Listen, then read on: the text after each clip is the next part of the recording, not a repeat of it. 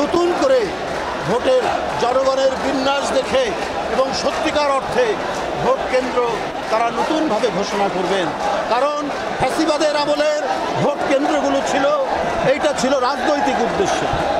এটা সম্পূর্ণ যে নির্বাচন হয়েছে, একটা হয়েছে ভোটার শূন্য, একটার হয়েছে মধ্যরাতের নির্বাচন, আরেকটা হয়েছে দাবি নির্বাচন।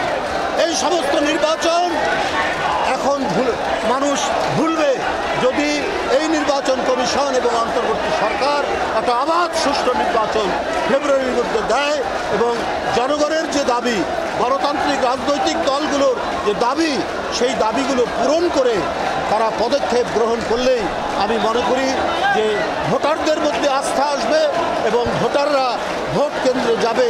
প্রায় 17 বছর পর তারা নির্বিঘ্নে নিরাপত্তার সাথে ভোট কেন্দ্রে যাবে।